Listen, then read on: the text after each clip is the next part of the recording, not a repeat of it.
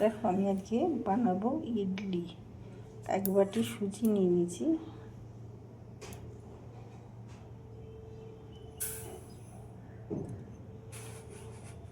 আর half বাটি দিয়ে দেবো আমি চালের গুঁড়ো।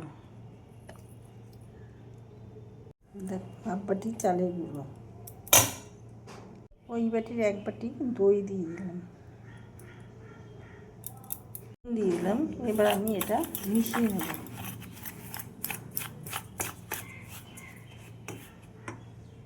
এক বাটি জল, দই বাটিটা ধুয়ে এর মধ্যে দিয়ে দিলাম।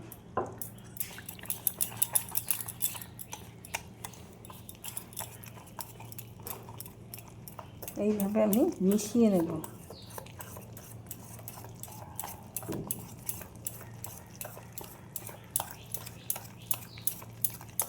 দেখো আরও 2 চামচ মতন আমি জল দিয়ে দিলাম।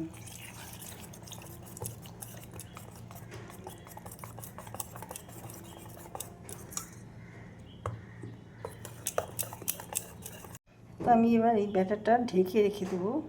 সুজি আছে, চালের গুঁড়ো আছে, জলটা কতটা টেনে নেবে জানি না, পরে আবার জল লাগলে জল দেবো। ব্যাটারটা 15 মিনিট পর খুললাম, ভিডিওটা স্কিপ হয়ে গেল। এবার আমি মিক্সির জারে ঢেলে দিলাম। এটা একবার পেস্ট করে নেব। দেখো পেস্ট করে নেব। দেখো পেশাটা হয়ে গেছে। আমি এবার ওই পাত্রের মধ্যে ঢেলে দিলাম।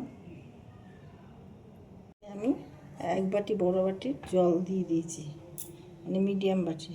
জলটা গরম হতে দিয়েছি, আর এইগুলো আমি এখন তেল ব্রাশ করে নেব।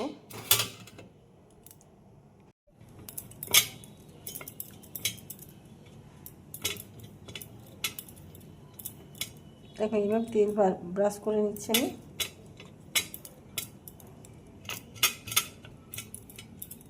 একটা একটু বড় আর একটা একটু ছোট, দুটো মোল্ড আছে আমার কাছে, তার থেকেও ছোট আছে একটা।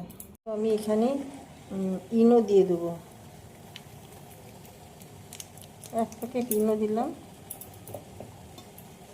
একটু জল দেবো অল্প করে,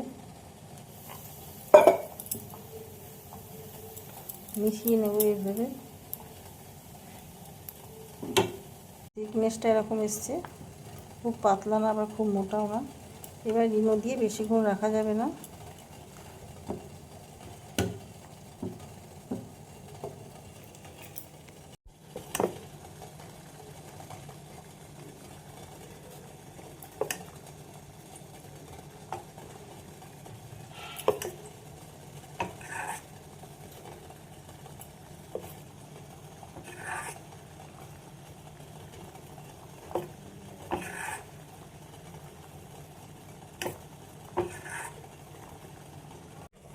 পুরো দেওয়া হয়ে গেছে। এবার আমি ঢেকে দেবো, 15 মিনিট ঢেকে দেবো। এবার খুলে দেখবো বাবা ভীষণ দারুণভাবে খুলে গেছে।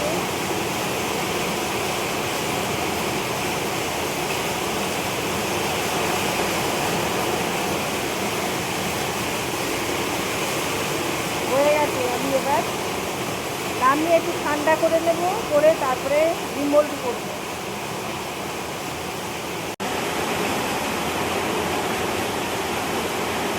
একটু ঠান্ডা করে তারপরে দিয়ে তুলবো, নাহলে ভেঙে যাওয়ার ভয় থাকে। চারি পাঁচ এরকমভাবে তুলে নিয়ে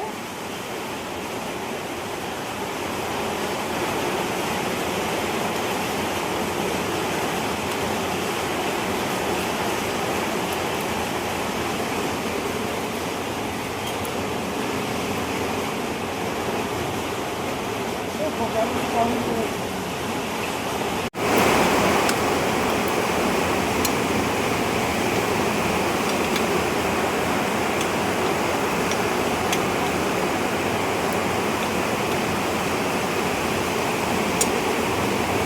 করে ইডলিগুলো আবার রেডি হয়ে গেছে। আমি চাটনি দিয়ে সার্ভ করবো।